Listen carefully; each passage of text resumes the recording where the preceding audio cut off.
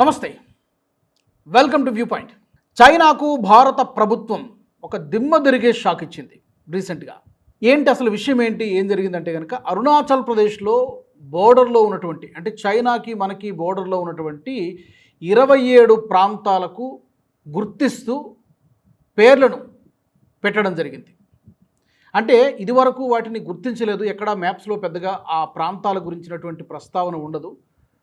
వాటికి ఆ పర్టికులర్గా ఆ 27 ప్రాంతాలను గుర్తిస్తూ వాటికి పేర్లు పెట్టి దానికి సర్వే ఆఫ్ ఇండియాలో వెబ్సైట్లో ఉన్నటువంటి మ్యాప్స్లో కూడా వాటిని చేర్చడం జరిగింది. చాలామందికి అనుమానం రావచ్చు, ఎందుకు ఇప్పుడు ఆల్రెడీ మనం భారతదేశంలోనే ఉన్నాయి కదా, అరుణాచల్ ప్రదేశ్ భారతదేశంలో అంతర్భాగమే కదా, ఇప్పుడు కొత్తగా పేర్లు పెట్టాల్సినటువంటి అవసరం ఏముంది అని అనుకోవచ్చు. ఈ 27 ప్రాంతాల్లో ఒక్క ప్రాంతం మినహాయిస్తే మిగతా 26 కూడా ప్రస్తుతం మన అరుణాచల్ ప్రదేశ్లోనే ఉన్నాయి. ఒక్క ప్రాంతం మాత్రం చైనా కబ్జా చేసుకుంది, ఎప్పుడో నెహ్రూ గారి హయాంలో కబ్జా చేసేసుకుంది. అప్పటి నుంచి కూడా అది చైనా అధీనంలోనే ఉన్నది. ఆ ప్రాంతానికి కూడా ఈ రోజున భారత ప్రభుత్వం ఒక పేరును పెట్టి దాన్ని సర్వే ఆఫ్ ఇండియాలో వెబ్సైట్లో మ్యాప్స్లో కూడా వాటిని పెట్టడం జరిగింది. ఎందుకు ఇలా చేసింది? పేర్లు మార్చినంత మాత్రాన, లేకపోతే పేర్లుని మన సర్వే ఆఫ్ ఇండియా మ్యాప్లో పెట్టుకోవడం వల్ల మనకు ఉపయోగం ఏంటి? దీని వెనుక అంతరార్థం ఏంటి? దీని వెనుక వ్యూహం ఏమైనా ఉందా? ఇది చాలామందికి అనుమానం రావచ్చు. దీంట్లో పాయింట్ బై పాయింట్ చూద్దాం. అసలు ఏ ప్రాంతాలు, ఈ 27 ప్రాంతాల్లో ఏమున్నాయి, ఎందుకు పేర్లు మార్చారు, దీని వెనుక భారత ప్రభుత్వ వ్యూహం ఏంటి, ఇది చైనాకి ఎలాంటి మెసేజ్ని ఇస్తుంది, వన్ బై వన్ మనం చూద్దాం. ఒకటి, దీనివల్ల ఇదేదో నేమింగ్ ఎక్సర్సైజ్ అయితే కాదు.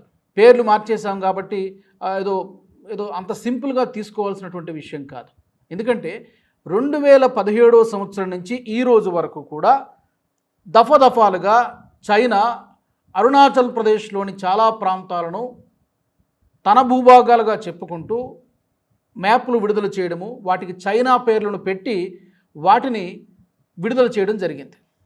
ఇది భారత్ని రెచ్చగొట్టేటువంటి చర్య.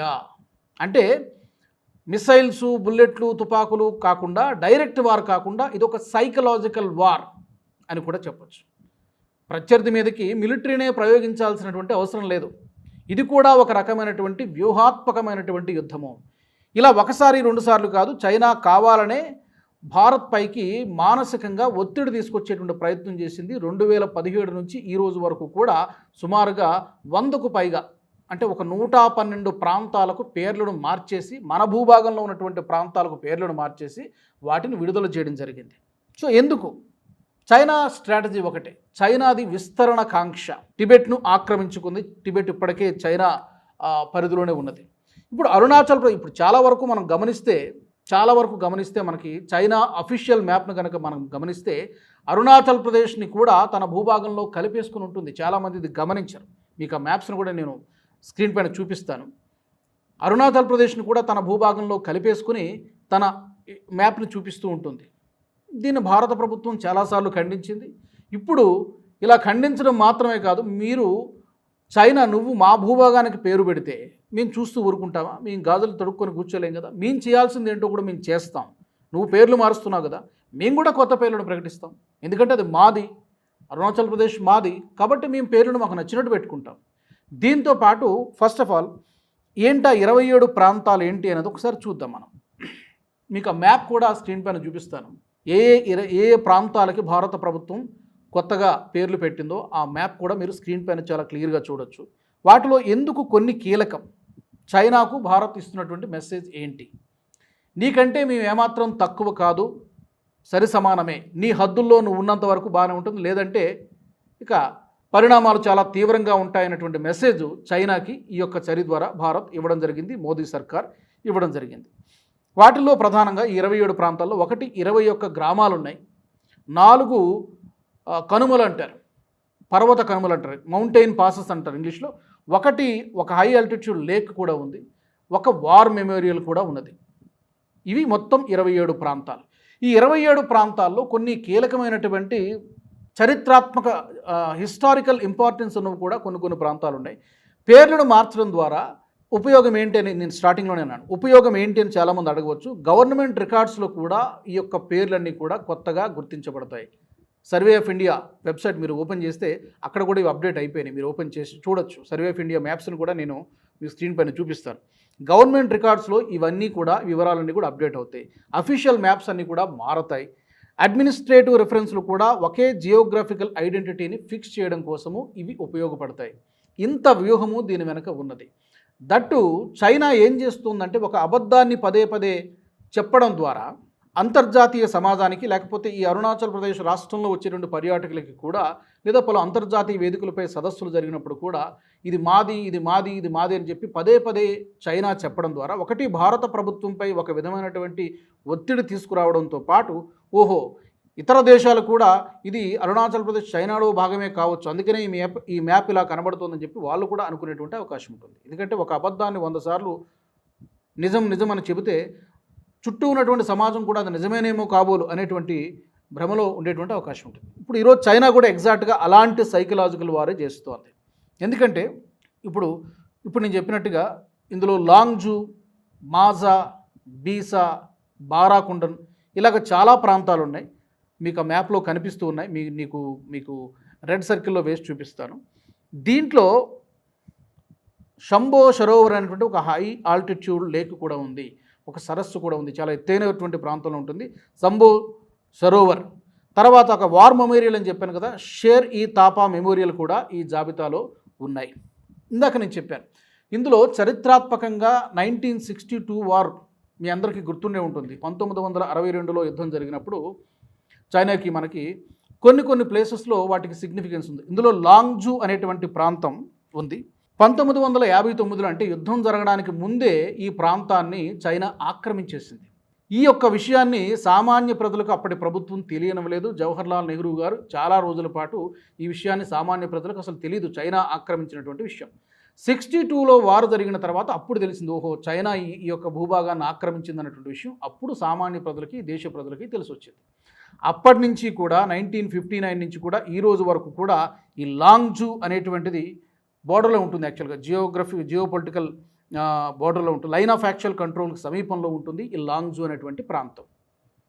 సో ఈ ప్రాంతంపై కూడా మా పట్టు ఉన్నది. ప్రస్తుతానికి అది చైనా పరిధిలో ఉంది, చైనా అధీనంలో ఉంది. దానికి కూడా పేర్లు మారుస్తూ చైనా పేరేదో ఉంది, దానికి పాత పేరు, దాన్ని మార్చేస్తూ మనం లాంగ్జూ అని పేరు పెట్టడం జరిగింది. దీని తర్వాత మాజా అనేటువంటి ఇంకో ప్లేస్ కూడా ఉంది, అక్కడ ఇండియన్ అవుట్ పోస్ట్ కూడా ఉంటుంది, అక్కడ భారత సైనికులు పహారా కాస్తూ ఉంటారు. ఆ ప్లేస్కి కూడా మనం పేర్లు మార్చడం జరిగింది. తాగ్లా అనేటువంటి ఇంకొక పేరుంది. ఈ ప్రాంతంలో కూడా 1962 వార్లో చాలా అంటే ప్రారంభ దశలో సైనికుల ఘర్షణలు పడ్డం ఇదంతా కూడా తాగ్లా అనేటువంటి ఒక ప్రాంతం ఉంది. అది కూడా మీకు మ్యాప్లో నేను మార్క్ చేసి చూపిస్తాను.